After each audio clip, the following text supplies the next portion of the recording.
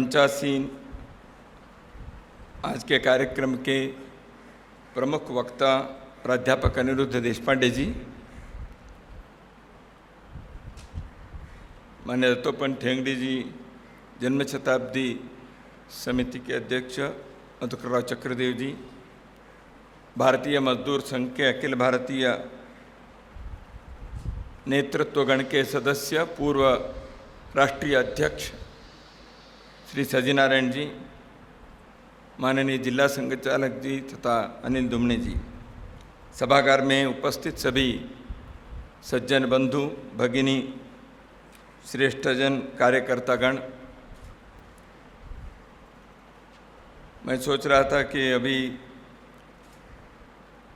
धन्यवाद समर्पण भी हो गया है,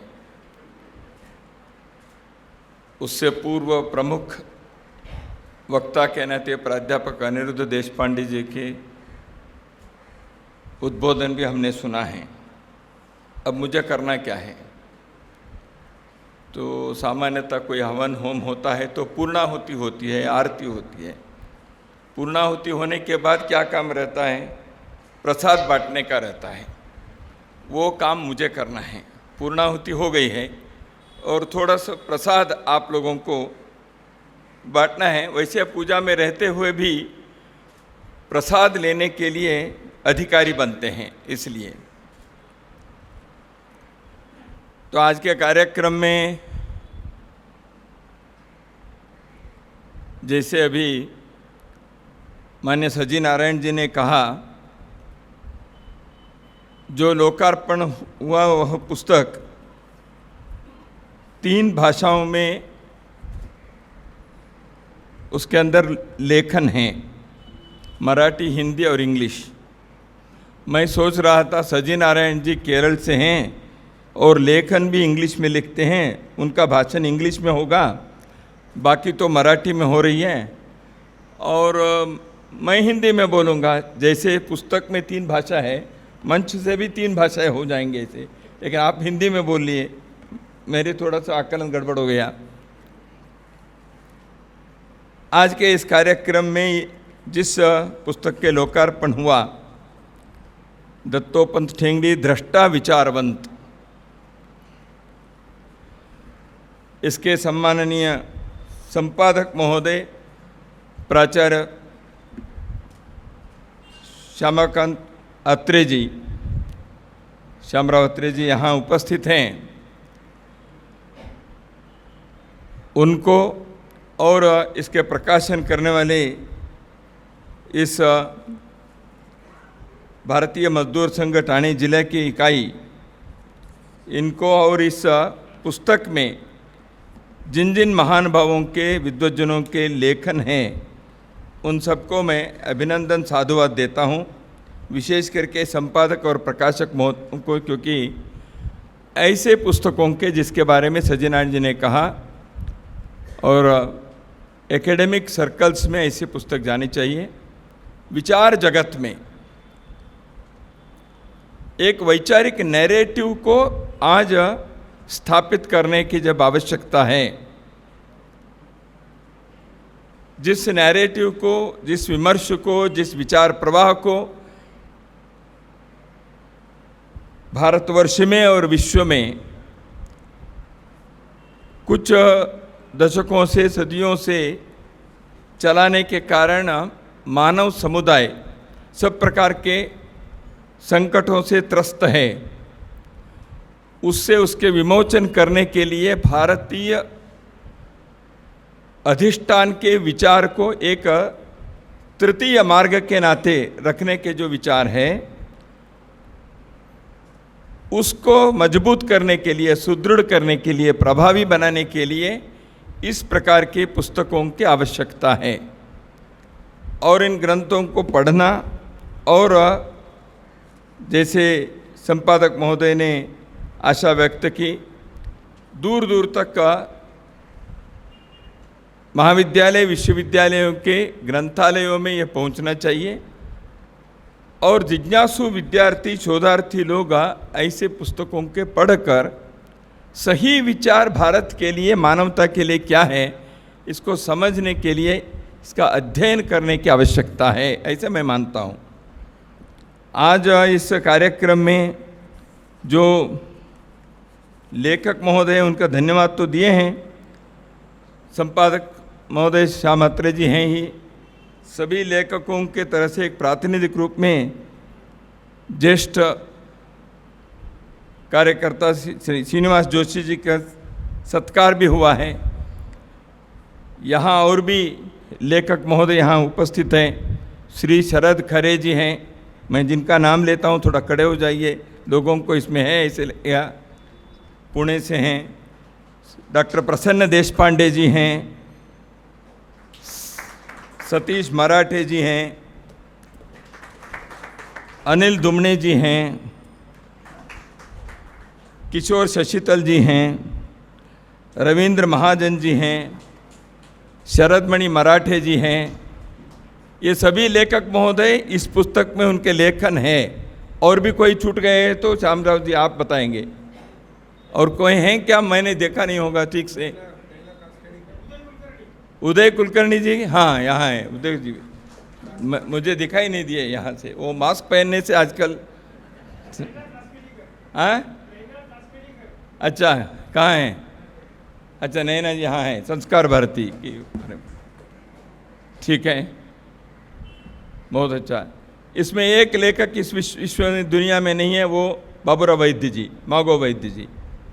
हाँ, वो कार्यकर्ता पुस्तक के प्रस्तावना वो इसमें है। तो इस पुस्तक में जैसे कहा गया, ग्रंथ में पहले से ही वैसे विस्तार से विषय आए हैं। और एक है कि आपके तरफ घड़ी नहीं रखे, हमारे तरफ घड़ी रखे हैं। इस सभागार के बनाने वाले लोग बहुत सोच कर किए होंगे।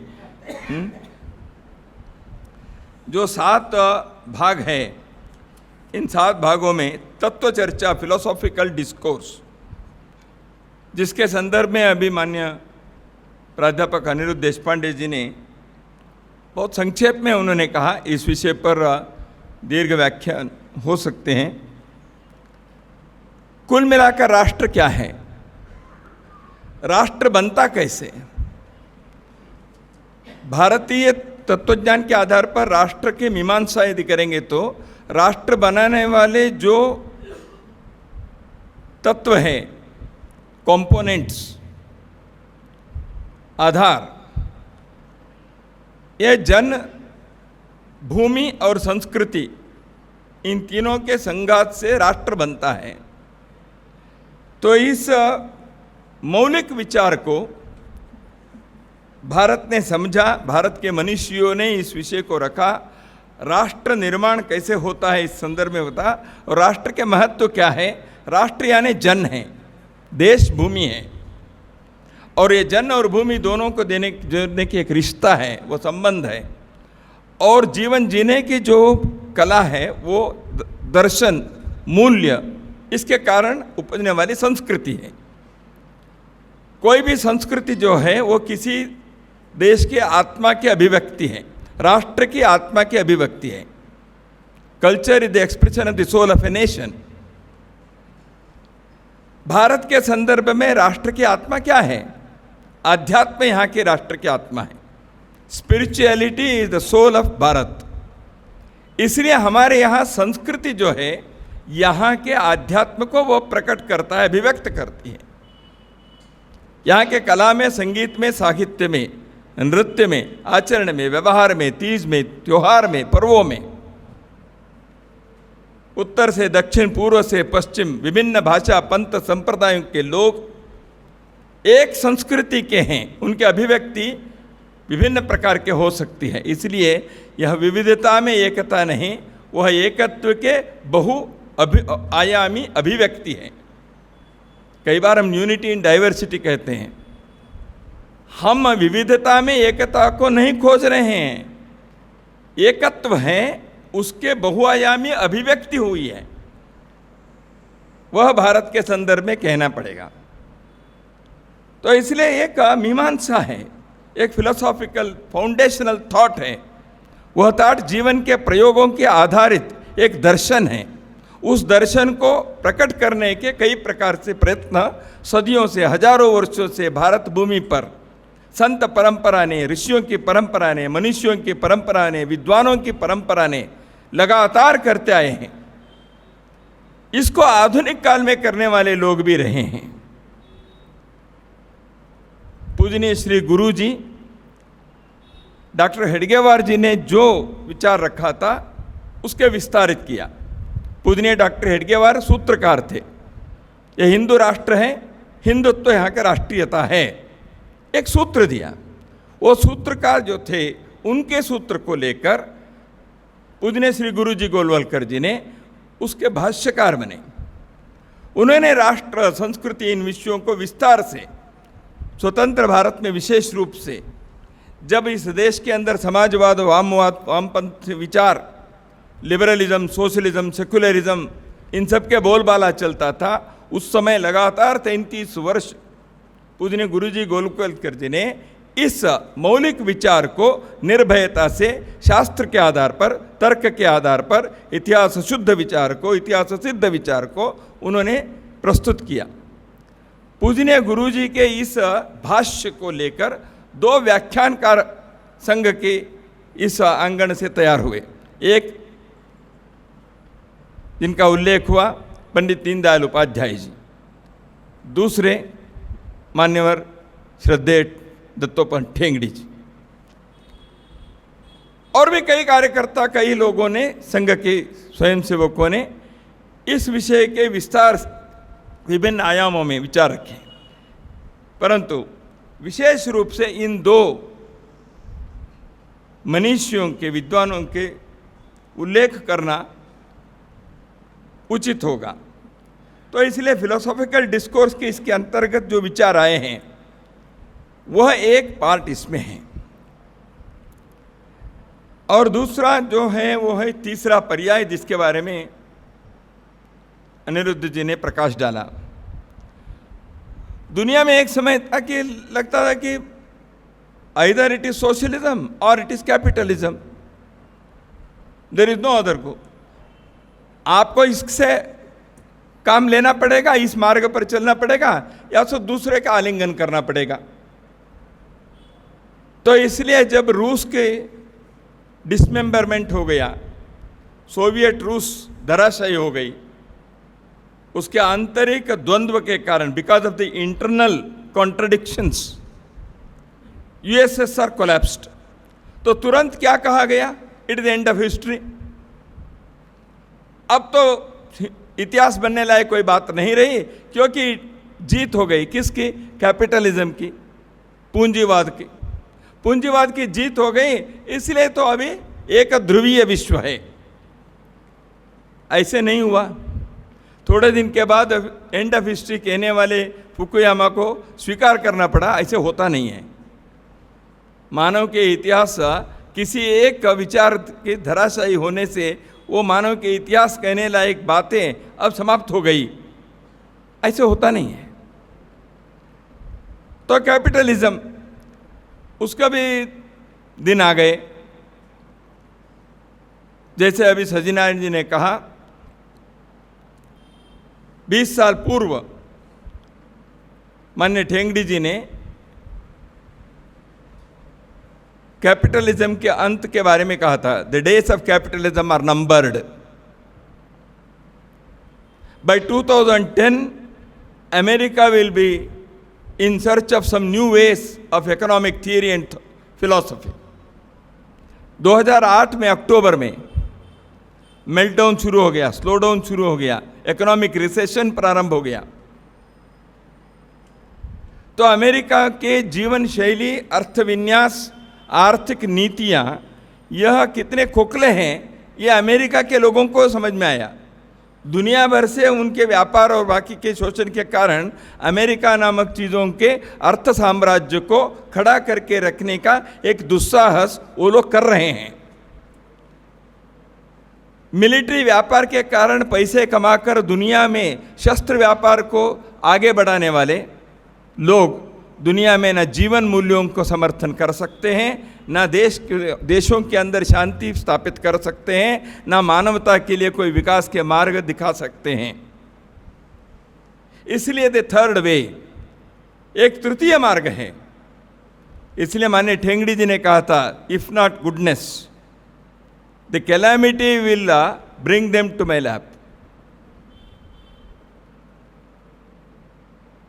जॉन मिल्टन ने गॉड के बारे में जो कविता लिखी थी उस में उन्होंने ये बात बताई थी, मनुष्य सहजता से, स्वाभाविकता से, श्रद्धा से, विवेक से, भक्ति से भगवान के तरफ जाना चाहिए, लेकिन मनुष्य भी थोड़ा स्वार्थ होता है, तो इसलिए वो संकट जब आता है तब भगवान की याद करता है। तो इसलिए जॉन मिल्टन ने लिखा था, if not goodness the calamity will bring him to my bosom। तो जब संकट आता है, त्राही त्राही स्थिति आती है, तब मनुष्य भगवान के पास आएगा ही। अब विश्व में जब ऐसे त्राही त्राही स्थिति आती गई हैं, तो दुनिया में योग चाहिए, प्राणायाम चाहिए, आयुर्वेद चाहिए। भारत के विचार क्या है, वेद क्या कहता है, उपनिषद क्या कहती है, संस्कृति के जीवन के मूल्यों के बारे में पौर्वात्य देश क्या कहते हैं, what is the oriental thought, ये सारी बातें आज शुरू हो गया। इसलिए कर्मा कैपिटलिज्म, धार्मिक फिलॉसफीज, इन चीज़ों की बातें दुनिया के थिंक टैंक्स में, विश्वविद्यालयों के प्रांगण में, परिसरों में रिसर्च के, शोध के, अध्ययन के, लेखन के विषय बन रहे हैं, बने हैं। तो यही कारण है कि तृतीय मार्ग, वास्तव में तृतीय मार्ग कहना पड़ा क्योंकि वो दोनों मार्ग पहले दुनिया में कुछ करने के लिए प्रयत्न किए, वैसे तो यही एकमेव मार्ग है। ये तृतीय मार्ग कैसे होगा? लेकिन क्या होता है, हमारे यहाँ एक आयुर्वेद के बहुत बड़े चिकित्सक थे बंगलोर में, वो उनके डिस्पेंसरी के सामने कतार लगती थी, क्योंकि उनके दवा के बारे में बहुत विश्वास था। तो आने के बाद वो पूछते थे, आपने अभी तक कितने जहर लिए हैं? लोग थोड़ा हक्का बक्का होकर देखते थे, वही वो बाकी मेडिसिन जो दिए हैं, तो वो कहते थे, देखो अब और कोई रास्ता नहीं है, उसके बाद हमारे पास लोग आते हैं, क्योंकि आप वहाँ गए, वहाँ गए, वहाँ गए, वहाँ गए, कुछ हुआ नहीं है, ठीक नहीं हो पाए, बीमारी तो वैसे के वैसे रही, पैसे भी खर्चा हुआ, अब चलो थोड़ा कम खर्चे में हो ही गया तो देख ही लेते हैं। ऐसे करके आप मेरे पास आते हो और आप ये अपेक्षा करते हो मैं आपको कम पैसे में अच्छी दवा देकर आपके ज़िंदगी अच्छा बनाऊं। भारत तो दुनिया के ऐसे आयुर्वेद चिकित्सक बना हुआ है। दुनिया के बाकी सब डॉक्टरों से वो दवा वगैरह चिकित्सा इलाज करवा के अब क्या करें भाई, अभी बचेंगे तो देख ही लेंगे, ऐसे करके भारत के तरफ आने की स्थिति आ गई है। लेकिन भारत को दुनिया के लिए अपने नियति के, अपने धर्म का पालन करना ही पड़ेगा। कृण्वन्तो विश्वमार्यम उदार चरिता नाम तो वसुदैव कुटुम्बकम लोका समस्ता सुखिनो भवन्तु, इस विचार पर विश्वास रखने वाले, आस्था रखने वाले भारत के समुदाय को, समाज को, विश्व के मानवता के लिए कुछ न कुछ योगदान देने के लिए हमें परिश्रम करना पड़ेगा, जिस विषय के बारे में सजी नारायण जी ने अधोरेखित किया था। इसलिए इकोनॉमिक थॉट स्वदेशी जागरण मंच जब प्रारंभ हुआ, माननीय ठेंगड़ी जी ने क्या कहा था इसके बारे में उल्लेख हुआ। It is the second war of independence of Bharat, ये उनका उद्गार था। एक वॉर ऑफ इंडिपेंडेंस तो हो गया, 1947 में उसकी परिणति हुई, अब सेकेंड वॉर ऑफ इंडिपेंडेंस करना पड़ेगा। ट्रांसनेशनलिज्म, मल्टीनेशनल कंपनीज और बाकी दुनिया भर के अर्थ के लोग व्यापार के एकमेव उद्देश्य से, लाभ के कमाने के उद्देश्य से दुनिया के अन्य अन्य देशों में जहां अभी भी किसी न किसी प्रकार से प्राकृतिक संसाधन बचे हैं, मानव समुदाय है, इसके उपयोग और शोषण करते हुए अपने जीवन को सुखी बनाने के लौकिक उद्देश्य से आने वाले लोग अब दुनिया में है, तो उनके खिलाफ लड़ना पड़ेगा, इसलिए ये स्वतंत्रता की लड़ाई है। यह माननीय ठेंगड़ी जी ने उस समय अपने विचार व्यक्त किया था। तो इन सारे विषयों के बारे में इस पुस्तक में विस्तार से अपने विद्वान बंधुओं ने लेखन लिखे हैं। माननीय ठेंगड़ी जी अपने जीवन कार्य में जो राष्ट्र कार्य, समाज कार्य उन्होंने किया, जिस विचार को आगे बढ़ाने के लिए उन्होंने तपस्या की, जिस समुदाय के उन्नति के लिए उन्होंने सब प्रकार के परिश्रम किए, इसलिए उनको राष्ट्र ऋषि ये कहा जाता है। तो वह राष्ट्र ऋषि शब्द सार्थक होता है। और दृष्टा विचारवंत, एक दृष्टा है, विजनरी है, जैसे अभी बताया, आगे होने वाले चीज़ों को वर्षों पूर्व जिन्होंने समझकर लोगों के लिए उन्होंने आगाह किए थे, मार्गदर्शन दिए थे, इसलिए माननीय ठेंगड़ी जी ऐसे एक दृष्टा थे, विचारवंत लेखक थे। एक श्रेष्ठ संगठक रहे। कई संगठन मंच उन्होंने स्वयं स्थापना की और भारतीय विचार के, हिंदुत्व विचार से प्रेरणा लेकर करने वाले सभी संगठनों को, संस्थाओं को, मंचों को, परिषदों को उन्होंने समय समय पर मार्गदर्शन दिया। उनके विचार के बारे में उन्होंने मार्गदर्शन दिया। कार्यक्रम कौन सा कब लेना चाहिए इसके बारे में कहा।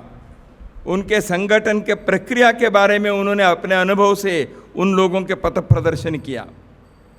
इसलिए एक संगठक के नाते माननीय ठेंगड़ी जी सर्वसामान्य कार्यकर्ताओं के साथ और दुनिया के श्रेष्ठ विद्वानों के साथ, उद्योगपति के साथ या सामान्य श्रमिक के साथ एक ही प्रकार से आत्मीयता से, स्नेह से, जैसे घर के ही एक सदस्य, परिवार के सदस्य जैसे, जो मेरे मन को समझ सकते हैं, मेरे हृदय के लिए वो वात्सल्य देखते हैं, मेरे बुद्धि के लिए ज्ञान से सिंचन कर सकते हैं, मेरे सक्रियता को वो आगे बढ़ा सकते हैं, ऐसे जिन पर आस्था, विश्वास, श्रद्धा रख सकते हैं, ऐसे का घर के ही अपने नज़दीक के आदमी, ऐसे ठेंगड़ी जी के बारे में हजारों हजारों कार्यकर्ता हिंदुस्तान में और दुनिया के अन्य देशों में अनुभव किया है।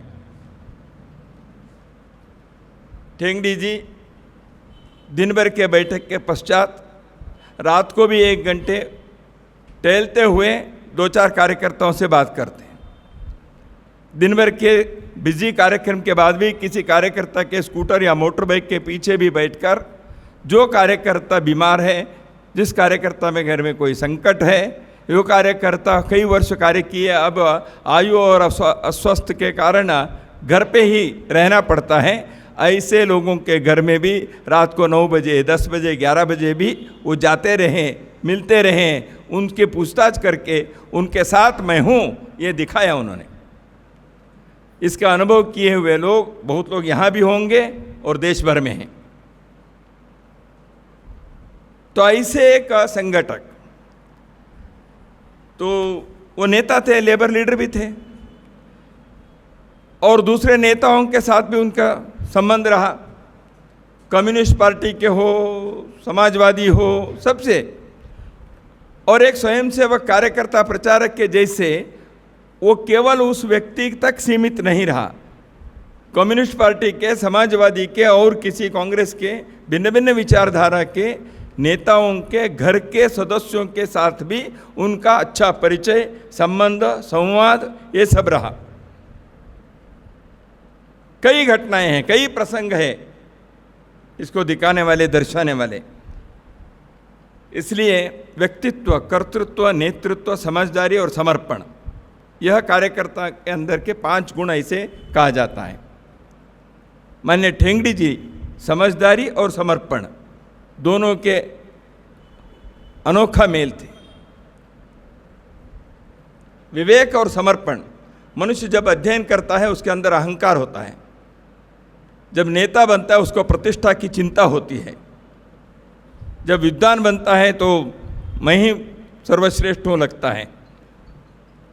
मान्य ठेंगड़ी जी ने दीनदयाल उपाध्याय जी के विचार के बारे में जब पहले 6 पुस्तकें आई, उसके प्रस्तावना लिखते समय अंत में उन्होंने पंडित दीनदयाल उपाध्याय जी के बारे में एक वाक्य लिखा था। दीनदयाल जी कैसे ज्ञानोत्तर भक्ति मार्ग के हैं।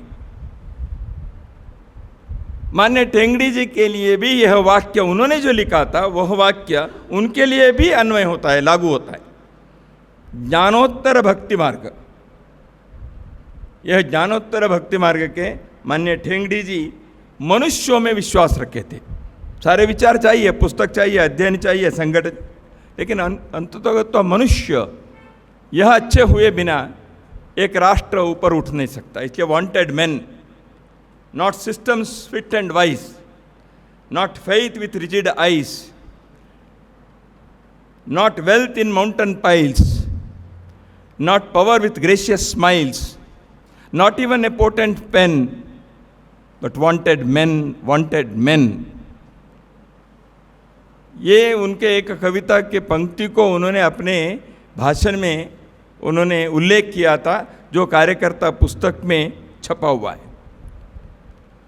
मनुष्य चाहिए। विवेकानंद ने भी वही कहा था, men with backbone। इसलिए ये सारे प्रयत्न जो हैं एक राष्ट्र को उन्नति के मार्ग पर ले जाना और विश्व के लिए वो मार्गदर्शक बने, ऐसे विश्वगुरु बनाना है, तो वहाँ के समाज को उस प्रकार तैयार करना पड़ता है। समाज मनुष्यों से बनता है, इसलिए एक तरफ वहाँ ज्ञान की आराधना तपस्या साधना चाहिए जो इसके द्वारा हो सकती है, लेकिन ज्ञान की तपस्या ये केवल शुष्क ज्ञान से इसके कोई मतलब नहीं है। मनुष्य निर्माण भी उतने ही महत्व के हैं या अधिक महत्व के हैं, इसलिए श्रेष्ठ मनुष्य बनना यह आवश्यक है। इसलिए मनुष्यों के निर्माण के लिए सारे प्रयत्न हैं। तो इसलिए माननीय ठेंगड़ी जी ने एक तरफ संगठन के द्वारा मनुष्यों के निर्माण और दूसरी ओर ज्ञान आराधना, ज्ञान तपस्या, ज्ञान यज्ञ के द्वारा विचार को आगे बढ़ाने का कार्य उन्होंने किया। ऐसे उन्होंने ऋषि ऋण को भी चुकाया, समाज ऋण को भी उन्होंने चुकाया। तो ऐसे मान्य ठेंगड़ी जी के जन्म शताब्दी वर्ष के निमित्त होने वाले यह श्रेष्ठ कार्य समाज के कोने कोने तक पहुँचे, लोग इसका अध्ययन करें, अपने जीवन में इन विषयों को लेकर हम किसी न किसी क्षेत्र में समाज कार्य, राष्ट्र कार्य करने का, राष्ट्र धर्म को हम पालन करेंगे। इसी विश्वास के साथ मैं आज आपके सम्मुख कुछ विचार रखने का प्रयत्न किया। मैंने कहा था पूर्णाहुति के प्रसाद हैं, प्रसाद थोड़ा ज़्यादा हो गया तो क्षमा कीजिए। नमस्कार।